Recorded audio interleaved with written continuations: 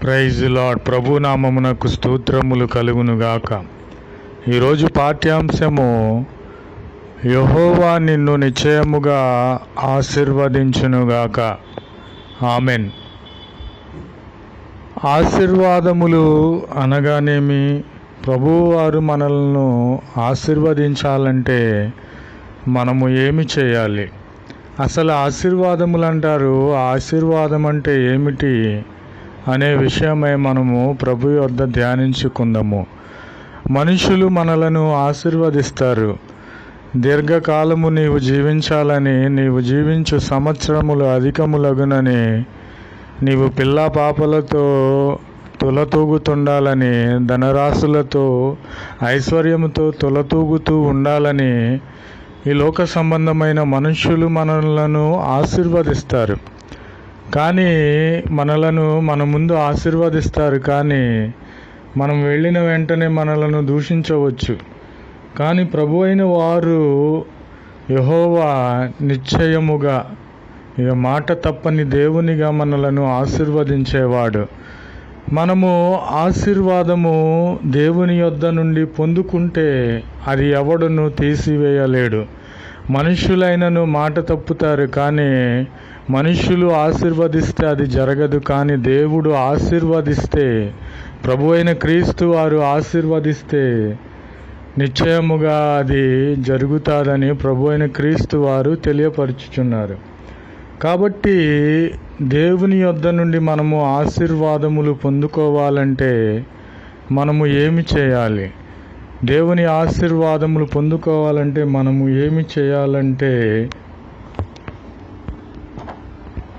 మన అతిక్రమములను ఒప్పుకోవాలి. పరిశుద్ధ గ్రంథము తెలియపరుచుచున్నది, అతిక్రమములను దాచిపెట్టువాడు వర్ధిల్లడు, వాటిని ఒప్పుకొని విడిచిపెట్టువాడు కనికరమును పొందును. అతిక్రమములు అనగానేమి?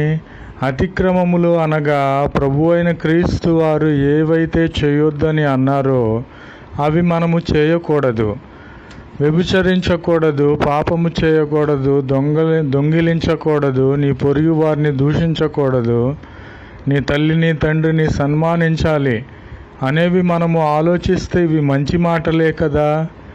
నీ వెళ్ళి పాపము చేయి, వ్యభిచారము చేయి అని ప్రభు అయిన క్రీస్తు వారు చెప్పటం లేదు, మంచి మాటలే చెప్పుచున్నారు. కాబట్టి అతిక్రమములంటే ఇవే: పాపము, వ్యభిచారము, దొంగతనములు, అబద్ధములు, ఇవన్నీ అతిక్రమములు. కాబట్టి అతిక్రమములను మనము ఒప్పుకోవాలి. ఎవడైతే అతిక్రమములను ఒప్పుకుంటాడో ప్రభు యొక్క కనికరమును పొందుకుంటారు. కాబట్టి మన అతిక్రమములను మనకు తెలియపరిచే దేవుడు, మనకు గుర్తులేని వాటిని కూడా తెలియపరిచి ఒప్పింపచేసే దేవుడు కనుక ప్రభు అయిన క్రీస్తు నామములో మిమ్ములను బ్రతిమాలుకొనుచున్నాను. మనము ప్రభు అయిన క్రీస్తు వారిని నిజదేవుణ్ణి కలిగి ఉన్నాము కనుక అతిక్రమములను మనమెన్నడూ దాచిపెట్టక వాటిని ఒప్పుకొని దేవుని కనికరమును పొందాలని ప్రభు అయిన క్రీస్తు వారి పేరట మిమ్ములను వేడుకొనుచున్నాను. కాబట్టి మనము మన పొరుగు వారిని ప్రేమించాలి. మన ఇరుగు పొరుగు వారితో సఖ్యతగా, ప్రేమగా ఉండాలి. ఎవరికైనా ఆపదలు వస్తే ఆపదల్లో ఆదుకోవాలి. మన అతిక్రమములను ఒప్పుకొని ఎడల ఆయన కనికరమును మన పైన చూపించే దేవునిగా ఉన్నాడు. ఆమెన్. ప్రభు అయిన క్రీస్తు వారు సెలవిచ్చుచున్నారు, అతిక్రమములు ఒప్పుకొని నన్ను నీవు ప్రేమించు, నా ఆజ్ఞలను నీవు గైకొని ఎడల 1000 తరముల వరకు నా కనికరము నీ మీద ఉంటాదని ప్రభు అయిన క్రీస్తు వారు తెలియపరుచుచున్నారు. ఆమెన్. ఎంత ధన్యకరమైన మాట చెప్పి ఉన్నారు. నన్ను ప్రేమించే వారిని, ప్రభు అయిన క్రీస్తు వారిని ప్రేమించే వారిని ఆస్తికర్తలుగా చేస్తాడు, సంపన్నునిగా చేస్తాడు. ఆయన ప్రేమించి ఆయన ఆజ్ఞలను గైకొని ఎడల, వాటిని జరిగించిన ఎడల 1000 తరముల వరకు ఆయన కనికరమును, ఆశీర్వాదమును వారి మీద ఉంచి ఉన్నాడు. 1000 తరములు అనగా ఒక తరమునకు 100 సంవత్సరములు వేసుకొనిన వందల సంవత్సరముల వరకు ఆయన కరుణ ఎవరైతే దేవుని ప్రేమించి ఆయన ఆజ్ఞలను గైకొంటారో వారి మీద ఉంటుందని ప్రభువైన క్రీస్తు వారు తెలియపరుచున్నారు.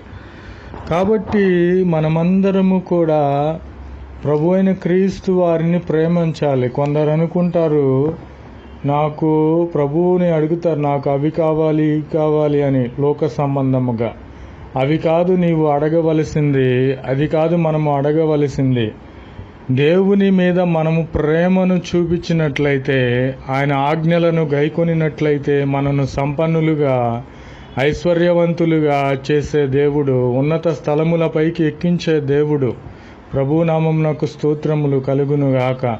మనము వెళ్ళని స్థలములకు తీసుకువెళ్ళి మనలను తలగా ఉంచే దేవుడు, మనలను ఆశీర్వదించే దేవుడు. ప్రభునామమునకు స్తోత్రములు కలుగునుగాక. Amen, amen, amen.